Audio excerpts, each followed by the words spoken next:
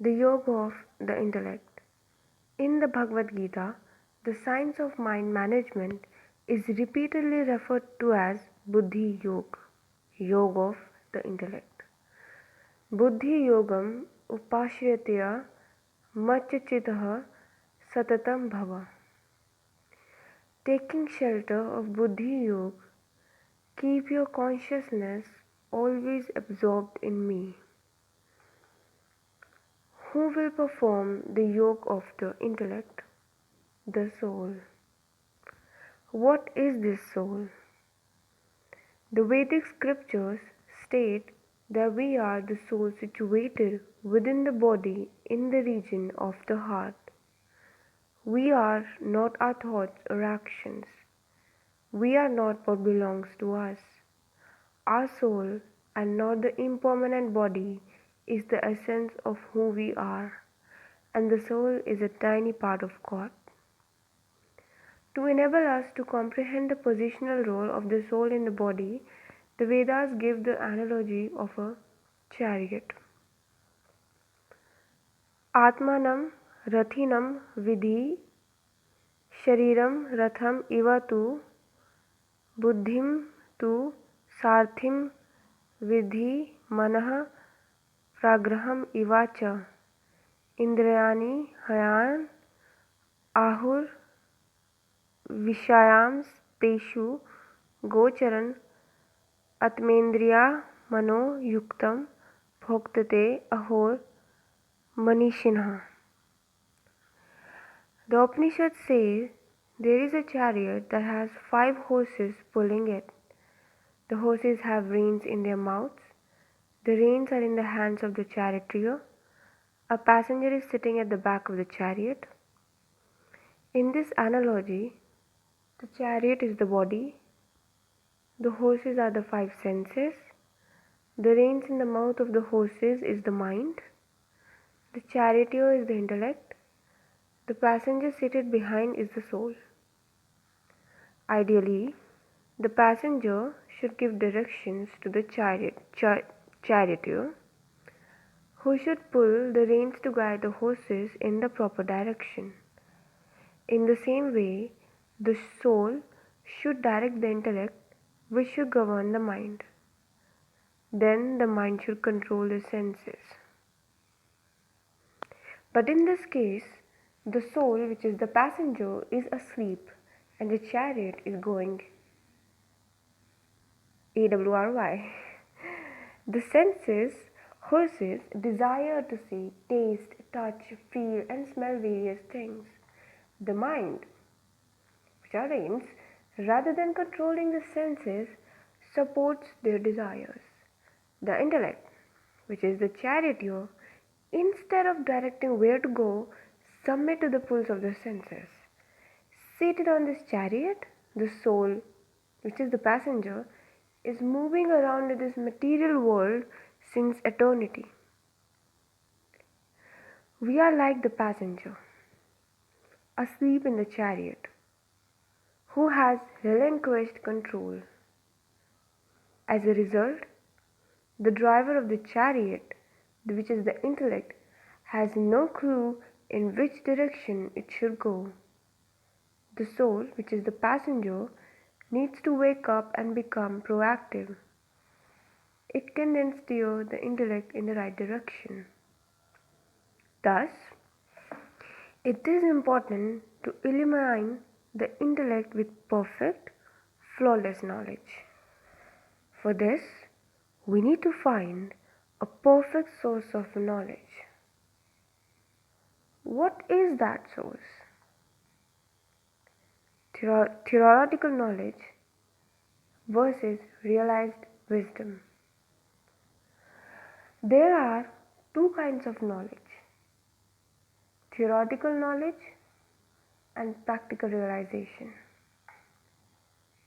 For example, let us say that the lady has memorized all the recipes in her cookbook but has never even entered the kitchen in all her life. Undoubtedly, she possesses theoretical knowledge of cooking. Another woman has been cooking for the last 60 years and has experienced all of its intricacies. She possesses practical knowledge of cooking. Such knowledge is far superior to mere bookish knowledge. Similarly, in spirituality, theoretical knowledge is that where one has read or even memorized the books of wisdom, but has never done sadhana. Bookish wisdom is not accompanied by inner realization, since the mind is yet impure. On the other hand, as the minds get purified, sublime knowledge begins to emerge from within. This is the inner realization, which is far more valuable than all the books of knowledge in the world. The dawning of inner wisdom is true knowledge that dispels the darkness of ignorance within us. However, to experience the emergence of inner wisdom, we need to understand theoretical knowledge as well. Only then can we identify and appreciate the process of self-purification and implement it in our life. Thus, theoretical knowledge is not the goal. Yet, it is necessary if we wish to purify the mind and experience inner realization.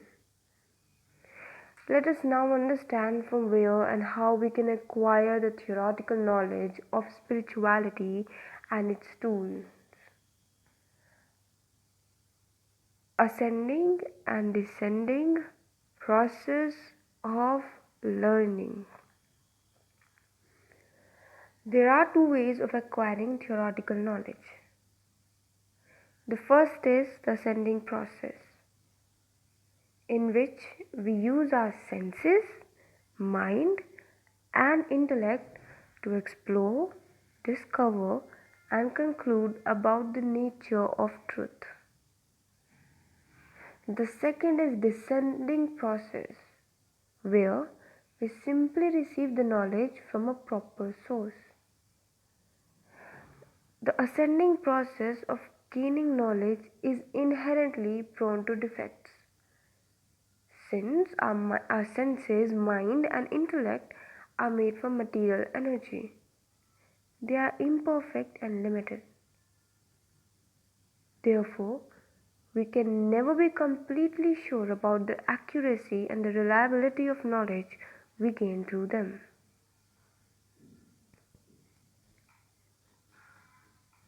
As the pursuit of material science is based upon the ascending process, even the most acclaimed scientific theories of the past are overthrown and superseded by newer ones.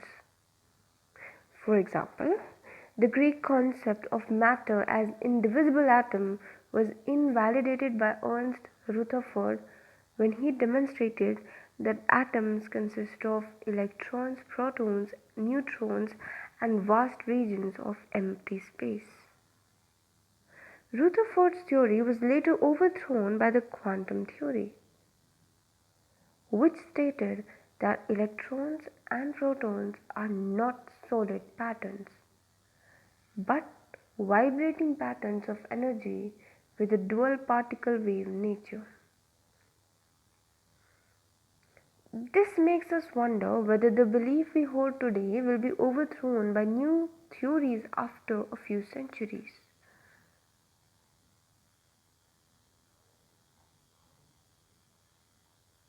On the other hand, the descending process of gaining knowledge is completely devoid of such defects. When we receive knowledge from a perfect source, we can be assured that it is flawless. For example, if we wish to know who our father is, we do not conduct experiments. We simply ask our mother, as she is the authority on this piece of information. Likewise, in spiritual matters too, the descending process immediately gives us access to vast reservoirs of knowledge which would have otherwise taken ages of self-effort to unveil. The only criterion here is that the source from which we receive the knowledge must be infallible and trustworthy. The Vedas are such a source of knowledge. The Vedas are not the name of any book. They refer to the eternal knowledge of God, which He manifests every time He creates the world. In the present cycle of creation, God first revealed them in the heart of the firstborn Brahma. These Vedas were then passed on for ages by oral tradition from master to disciple, and hence another name for them is Shruti, knowledge received by hearing. They are also called Apurusheya, not created by any human. For this reason, in Indian philosophy, the Vedas are considered the ultimate authority for validating any spiritual principle. Bhutam bhavyam bhavishyam cha sarvam vedat prasiddhyati. The veracity of any spiritual principle must be authenticated on the authority of the Vedas. The four Vedas are Rigved, Yajurved, Samaved, and Atharved. To elaborate the meaning of the Vedas further, many more scriptures have been written. These scriptures do not deviate from the authority of the Vedas, rather, they attempt to expand and explain the knowledge contained in them. Together, all these are termed as Vedic scriptures. These Vedic scriptures are the source from where we can acquire perfect knowledge. They are understood through the Guru, the enlightened saint who has practically realized their wisdom. In this process, someone who is a perfect authority on the knowledge passes it down to another who wishes to know. If we wish to verify the knowledge we receive from our Guru, we can compare it with that from all the other God-realized saints in history. They can be referred to as sadhus, saints. Thus, when Guru, our spiritual master, sadhu, other God-realized saints, and Shastras, Vedic scriptures confirm the same spiritual principle, we can be assured that the knowledge is infallible and perfect. This is the descending process of learning. In contrast is the ascending process of learning, where one endeavors to enhance the frontiers of understanding through self-effort. The ascending process is laborious, imperfect, and time-consuming. For example, if we wish to learn physics, we could either try to do it by the ascending process, where we speculate about its principle with our intellect and then reach conclusion, or we could do it by the descending process, where we approach a good teacher of the subject. The ascending process is exceedingly time-consuming, and we may not even be able to complete the inquiry in our lifetime. We can also not be sure about the validity of our conclusions. In comparison, the descending process gives us instant access to the deepest secrets of physics. If a teacher has perfect knowledge of physics, then it is very straightforward. Simply listen to the signs from the educator and digest what is said.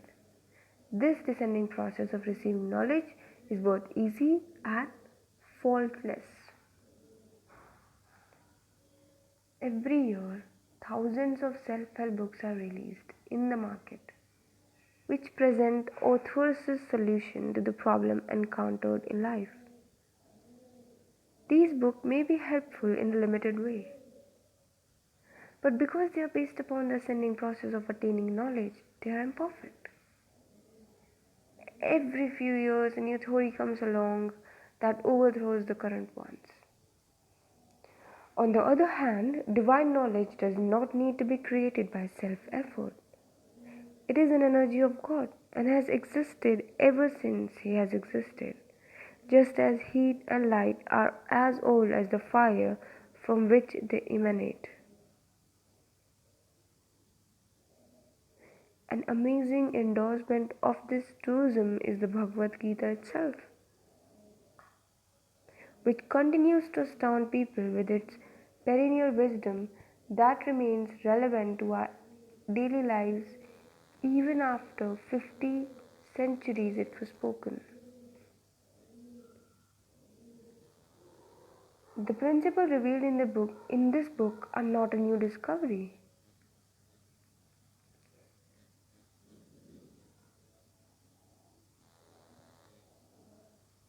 They are only elaboration of the eternal truth of the Vedas. Hence, I have quoted the relevant Vedic mantras, verses, and aphorisms at appropriate places to authenticate the knowledge presented.